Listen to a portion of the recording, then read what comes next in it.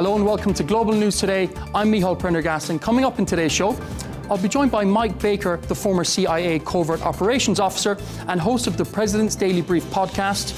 We'll cover the assassination of Charlie Kirk, the Arab Summit in Qatar, and the war in Ukraine.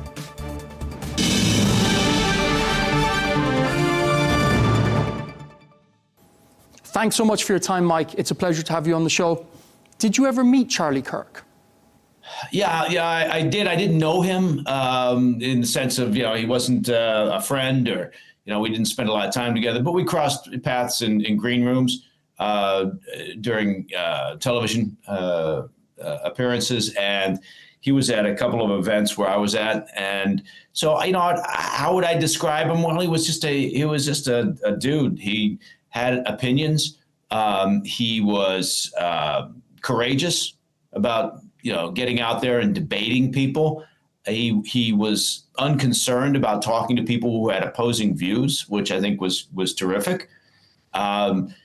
He obviously there were a lot of people who disagreed with his views, but that's the nature. That's what supposedly is, an important part of the fabric of any nation is your ability to have discourse and talk about opposing ideas and debate and that's what he did, and he believed firmly in it. He was a very Christian type of individual. He obviously was very vocal about his faith. So look, nobody, regardless of where they are on the political spectrum, nobody should be shot for their opinions and their beliefs, their just the desire to talk to people. And so it's kind of a stunning end. And look, he got, he was receiving death threats. That wasn't something that was unusual for him, or frankly for anybody who's putting themselves out there with very strong views one way or the other. But it's sad and it's tragic. It shouldn't happen in what you would consider a normal world. And after the shooting itself, he was seen to be bragging in a Discord server about the killing. This Discord server, it might have had 20 people in it. Are they legally liable in terms of influence, or maybe they didn't report anything? Well, you know what? That's outside my pay grade in terms of they legally liable. You could argue that they were all joking around, look, after the fact, because he was actively sort of monitoring what the manhunt looked like, and including, talking to his little chat group on Discord.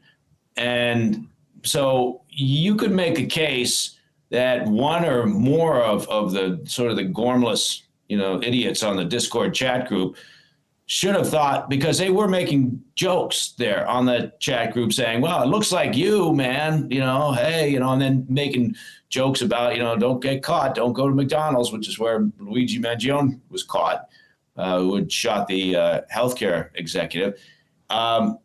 So, yeah, I would argue that based on what we've seen so far, at least what's been made public about that group, that one or more of them should have had the common sense and the decency to at least contact the authorities and say, I don't know, but it seems to look a lot like this guy, Tyler Robinson.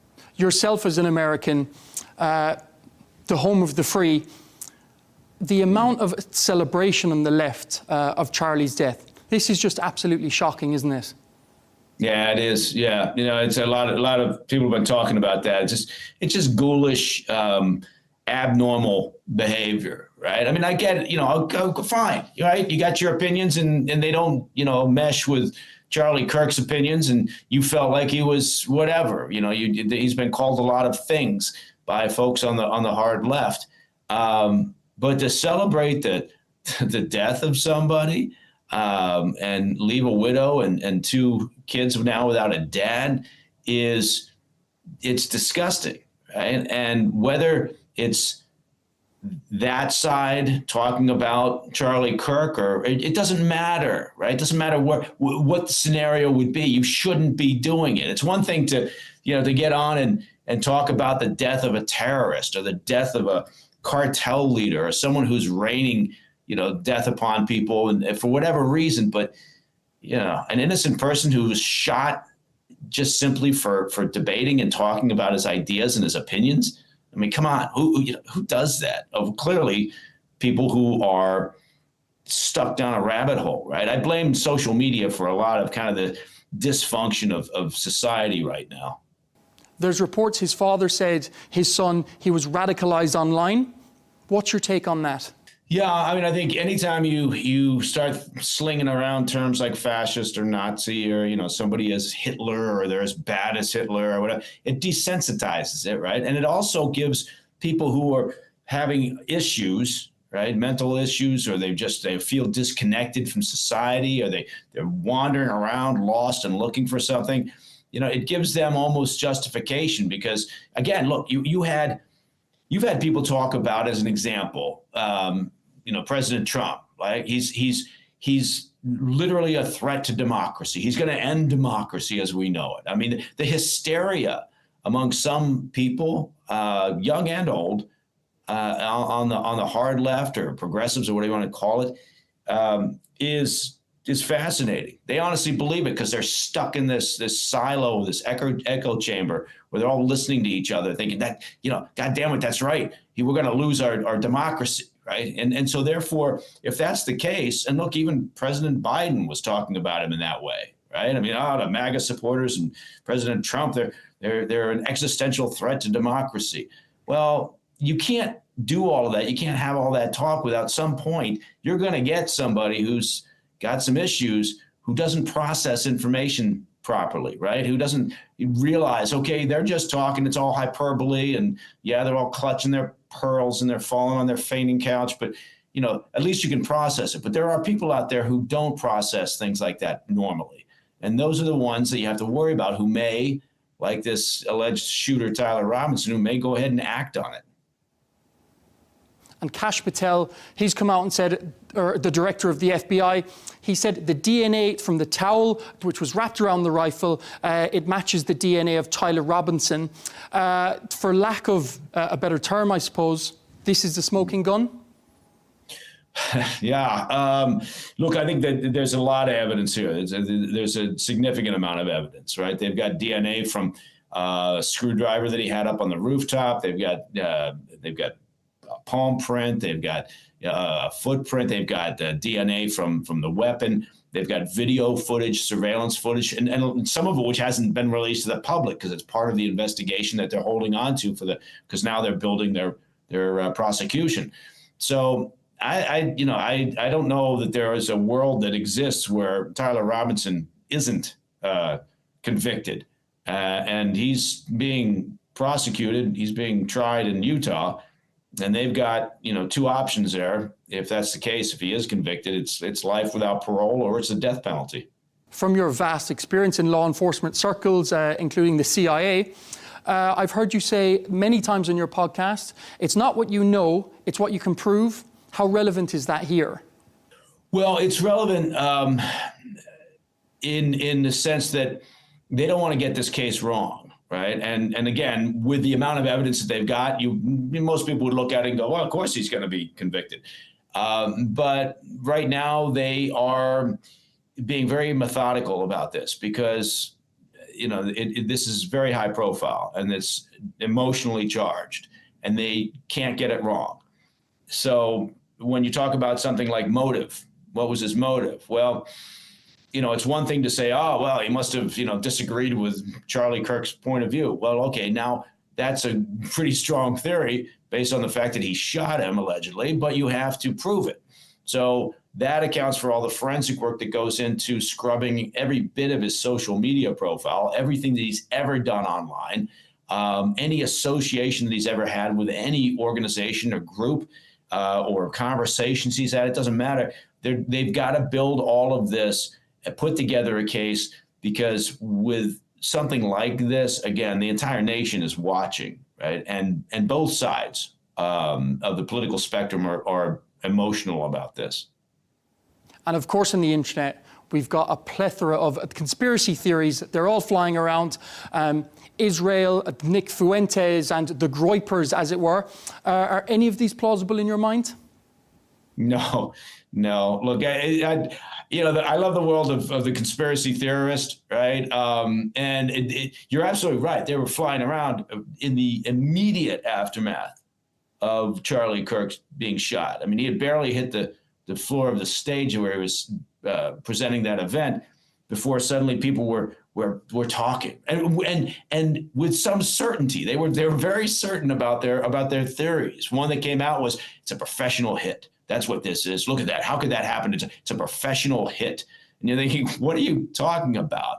And no, frankly, I mean, I've been around a long time at this point, and I've seen a lot of things, and life is usually a lot more straightforward than most conspiracy theorists would like to believe, right? So I don't tend to disappear down those rabbit holes, but I'm always fascinated by how many things come out of this. And look, I mean, one side, the right was very quick to say before the shooter was caught, okay, I'll bet it's a leftist. Obviously disagrees with Charlie. That's what he does. And the left was equally quick to say, oh no, as soon as Tyler Robinson was named as a suspect, and everybody, jumped to their laptops to find out anything about him.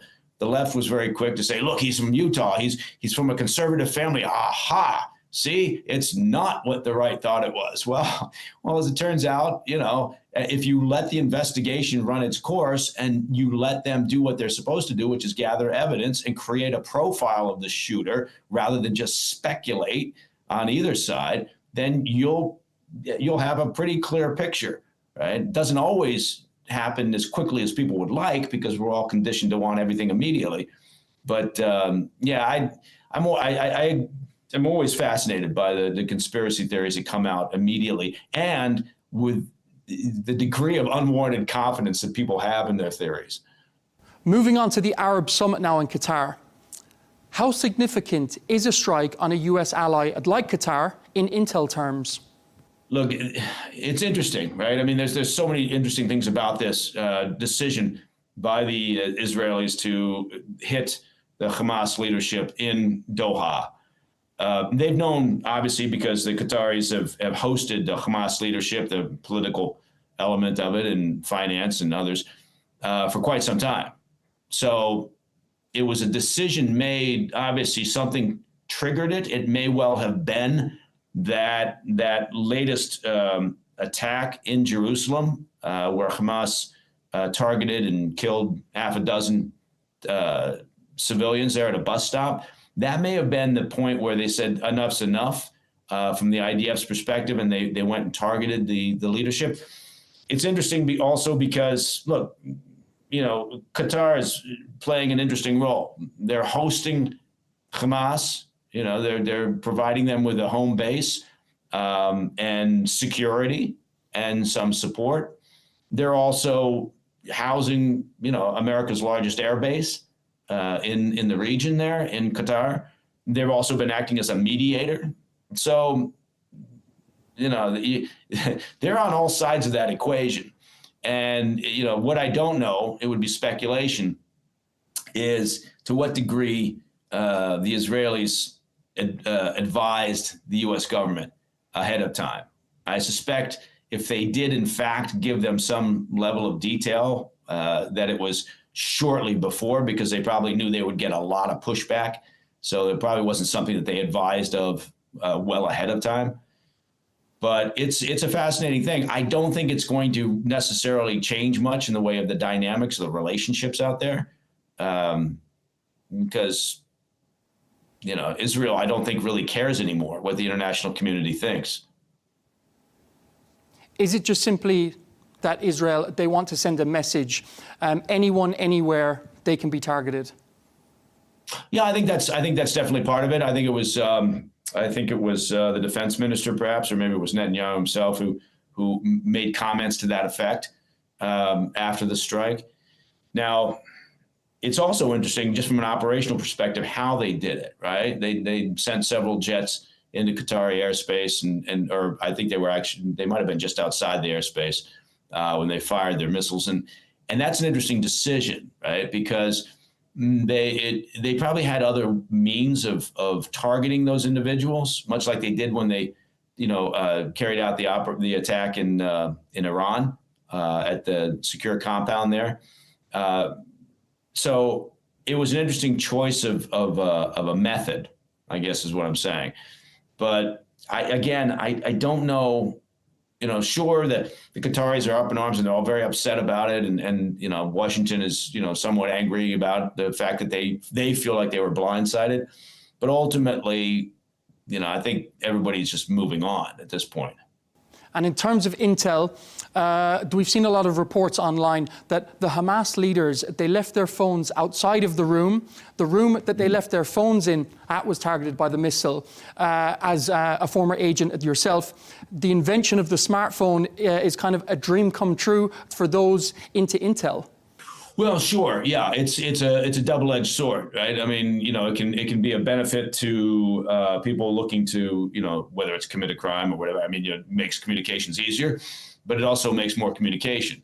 So anytime you've got that going on, then you've got more opportunity for intercept, right? So they can leave their phones outside the room, but as an example, if their security detail is still carrying their phones as they're moving around and providing that protection for those Hamas leaders, then you've still got a weak link and a potential point of attack and targeting. So yeah, it's fascinating. A lot of technology, does that nowadays in terms of just, espionage or operational purposes.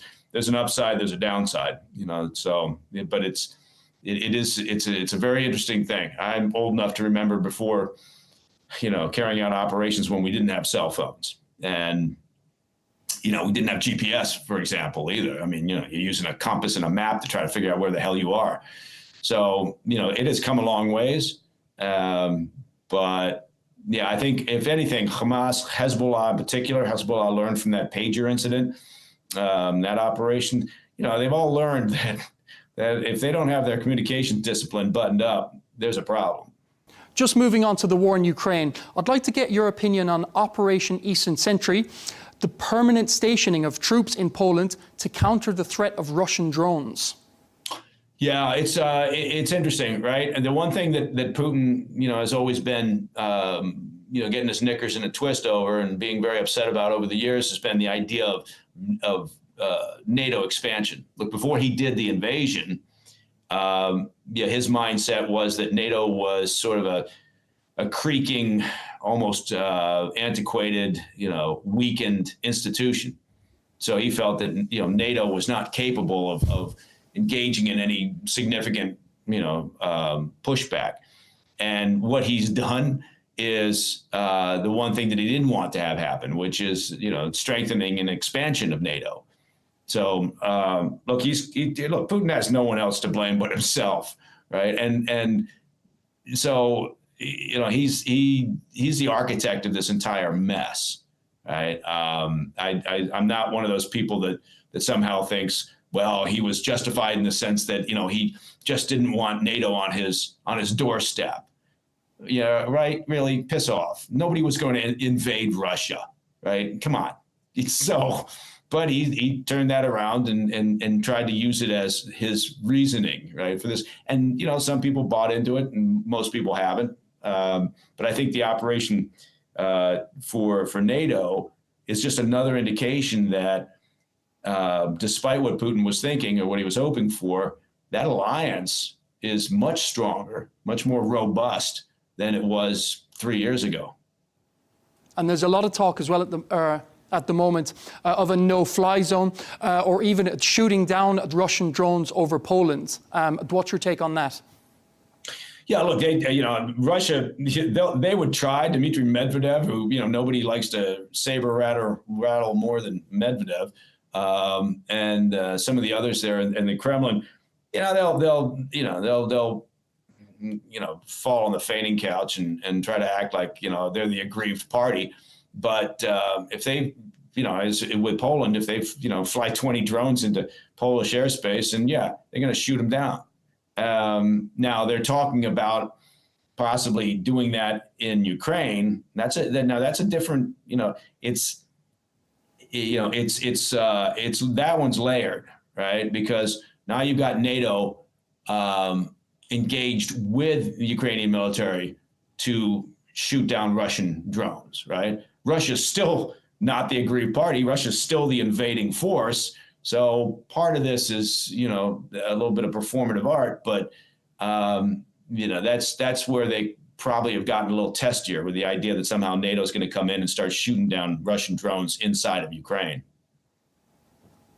We're 3 years into this brutal war. Do you see an end in sight soon? No, that's the short answer. Not very satisfying, but look, Putin.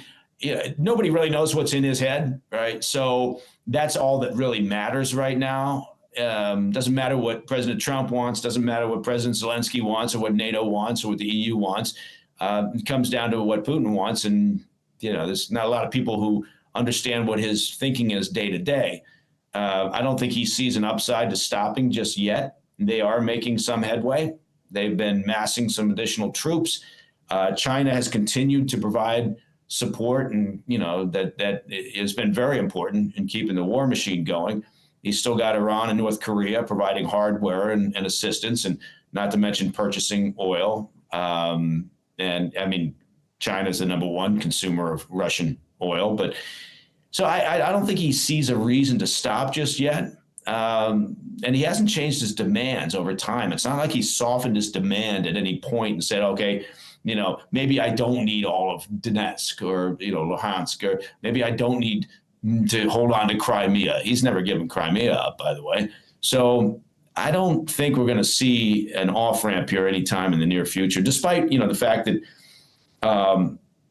he's got a lot of issues, right? His economy is in rough shape. It's on a wartime footing now. And if the sanctions are increased, and there are secondary sanctions put on China for their purchase of Russian oil, and if the Ukrainians continue to hit at Russian energy infrastructure inside Russia, they've degraded that what they're capable of by some 17 to 20%, depending on who you talk to, in terms of Russian energy infrastructure. So, there's reasons why you would think a logical individual would consider some reasonable negotiating position, but he hasn't offered that up yet.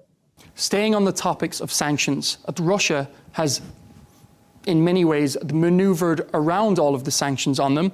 They're simply selling their oil over to China and to India. Right. Well, I mean, the most effective thing you could do, I'm not saying that it's easy, but is to try to turn that tap off, right? So that he doesn't get revenue from his energy industry, because without that, he's kind of cooked. And that's the one thing that he can't afford. But you're right. They haven't been particularly effective because they've had loopholes in there large enough to drive, trucks through. You can't say you can't purchase Russian oil and then in the same sentence say, well, you can if it's refined elsewhere, right? Which is what's happening. Look, even the U.S. has been buying Russian oil that's been refined in other parts of the world, whether it's India or anywhere else. That's not very helpful, right? And the EU, right? The EU is having a hard time weaning themselves off of Russian oil. So if they were able to enforce that part of it, right? And I think that the EU has come up with like its 19th sanctions package, right? And part of it is they're targeting the shadow fleet and some other steps. But if they were able to do that, and if the EU was somehow able to stop its use of Russian oil, and if they could stop China from, purchasing Russian oil, then you've got a chance. But, as you pointed out, it's a lot easier said than done. Moving on to TikTok now, and who isn't a fan of cat videos? There's a huge story that Trump is attempting to bring the control of TikTok under US operationals control. What's the significance of this? Well, look, it's people, I think have been perplexed at part because it hasn't been explained well in terms of, well, why do we even care? Why would we, what's wrong with TikTok? The first thing people should know about TikTok is that China won't allow TikTok inside China. Right? They know it's a corrupting, in a sense, right? It's a from their perspective, it's one other tool to help kind of corrode the Western mindset, right? I mean, so that's how they view it. They know it's, people are, and from the Chinese Communist Party's perspective, TikTok is helping to degrade the West. I'm not being very eloquent there, but hopefully you get my point.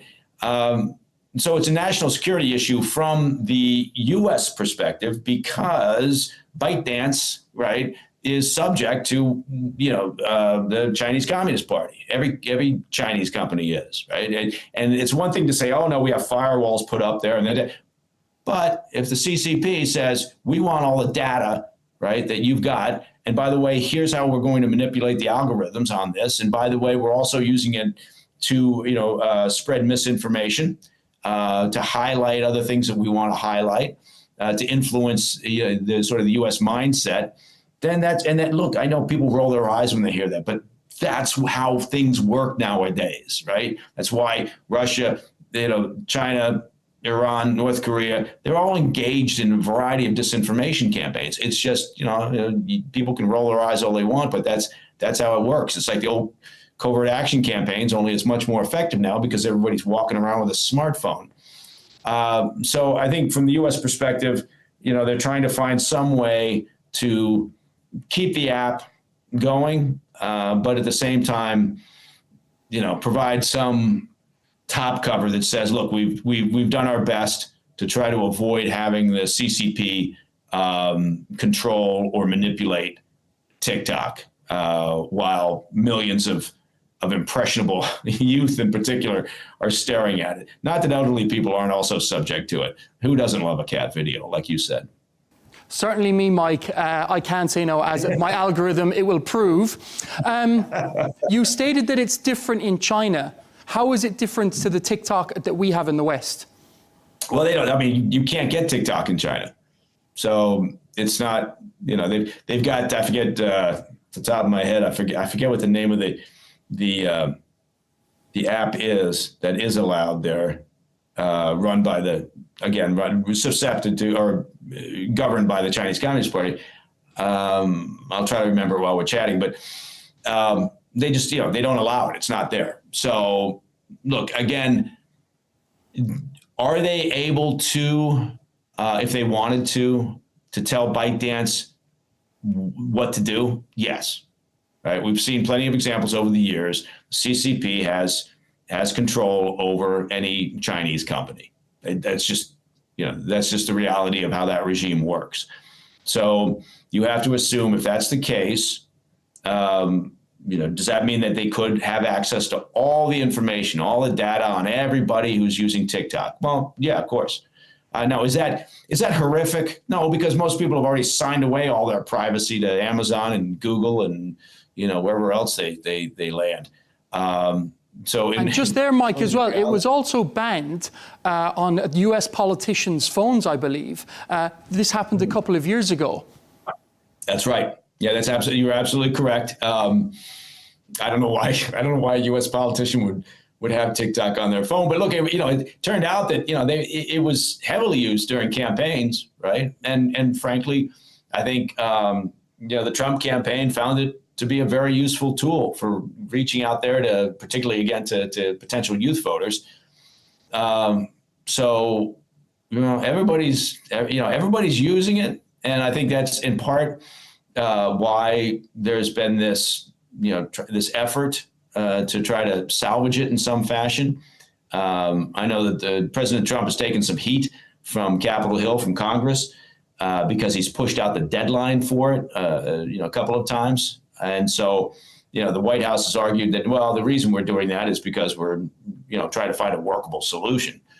And maybe there's a buyer out there. People are talking now about Larry Ellison as kind of leading the most likely investor group that would buy TikTok and create a U.S. version of it, a U.S. app that would be separate, or supposedly would possibly separate or firewalled off from ByteDance. Whether that happens or not, I don't know. I mean, look, the world is facing bigger issues right now. The Chinese Communist Party is incredibly aggressive in the theft of intellectual property and the theft of research and development, economic intelligence. there's not a day that doesn't go by when the FBI and the U.S. isn't opening up another counterintelligence investigation involving China in some fashion. So, is TikTok the biggest issue we've got with China? No. It's interesting that, folks are focusing on it, but I think it's because in part it's so visible, right? It's, everybody's staring at it. I mean, I spend hours practicing my TikTok dance moves. Look forward to seeing those soon, Mike. So they're pretty good. They're pretty good. It's going to come up in conversation even between Trump and Xi. They're going to speak about TikTok. Yeah. What if they had a viral clip of the two of them talking about TikTok on TikTok? Now there you go. And doing TikTok dances. Doing TikTok. Oh my God, I would love to see Xi and Trump do a TikTok. They could do the Trump dance, right? I can't do it. I'm not going to do it. Look, this again. Is anything? What's going to come of this Xi summit? With Trump, who knows? They're still trying to battle out the China trade negotiations, which is one reason why the White House hasn't slapped secondary tariffs on China for their purchase of Russian oil. Right? They put a 25% tariff on India, which is the number 2 consumer of Russian oil. But they, even though they've threatened it, they haven't done it with China because, well, they don't want to, they don't want to risk screwing up the trade negotiation talks, which is the same reason why. And then President Trump has come out and said, well, look, I'd put more sanctions on Russia, but first things first, the EU, needs to step up and put sanctions on China for purchasing oil. So it's an interesting dynamic. And probably means that, frankly, nothing's going to happen in that regard. President Trump is going to visit the UK today for a royal visit. I'm sure that security is going to be at the top of the list of priorities. Right. Look, I mean, after 2 attempted assassinations on President Trump, I don't know that the Secret Service can do any more than they're doing. They're about as tightly wound now as they've ever been. So, and now, of course, it's highlighted again by another, assassination. We had Charlie Kirk there, as you pointed out. But I think it was clear after those first 2 attempts on President Trump that, they heavied up the security, from the Secret Service even more than they had in the past. They've shored up some problems they had. They've kind of streamlined some of the communication they've had with this is in the U.S. when they're moving around the U.S. with local and state authorities.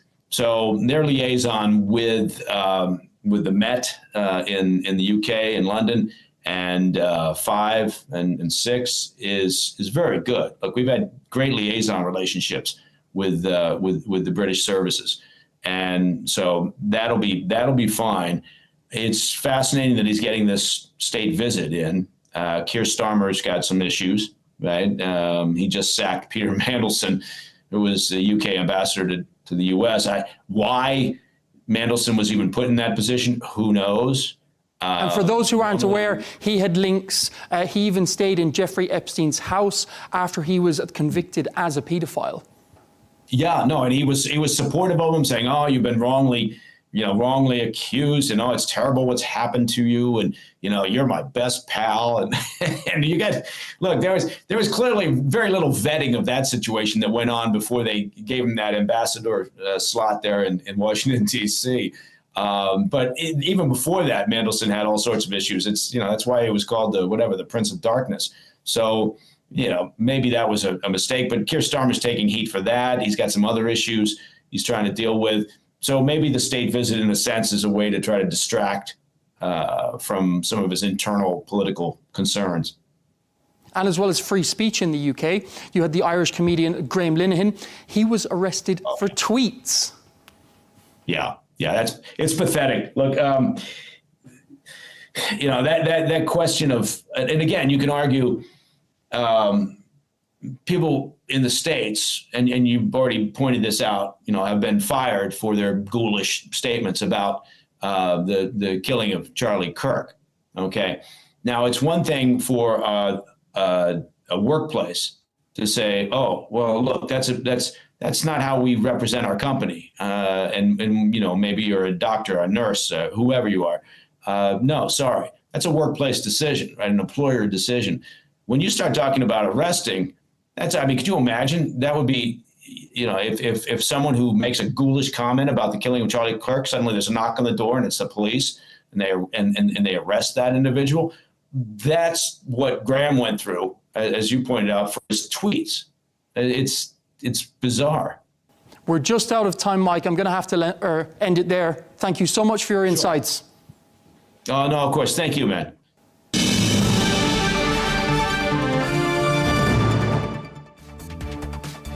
That's all we have time for on Global News today. Thanks for watching, and be sure to join us tomorrow for more exclusive interviews. Until then, goodbye.